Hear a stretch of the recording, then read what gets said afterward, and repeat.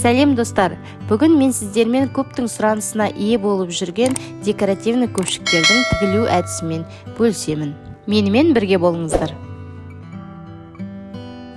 Бізге видеодағыдай құралдар қажет болады, сонымен қатар кез келген матаны қолдансаңыздар болады. Мен Дексі королевский барқыт. Матаның ұзындығы мен енін 37 см етіп, төртбұрышты қылып қиып алдым. Сонымен бірге ақ барқыттың үстіне осындай етіп сурет шығарттырып алдым. Бұл жөнінде толықтай описаниеде айтып өтемін. Видеодағыдай матаның оң бетін бір-біріне қаратып, инемен түйреп дайындап аламыз.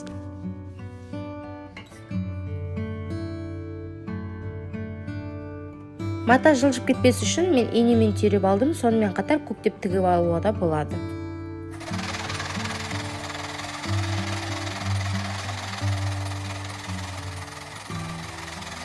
Матаның үш жағын бірдей қылып, жай тігіспен тігіп аламыз.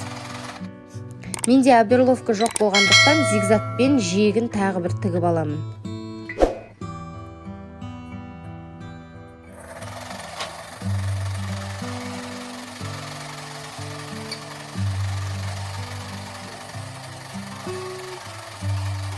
Мінекей қарап отырсаңыздар, оберловкаден кемі жоқ, шашақтанбай әдемі тігіледі.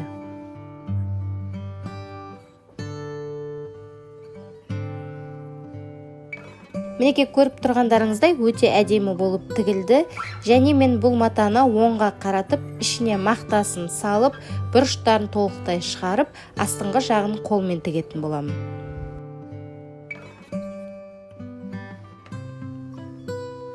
Сіздермен бірге болған Ақтолқын, ұнаса лайк басып, каналыма тіркеліп, комментарийға өз пікірлеріңізді жаза өтіңіздер.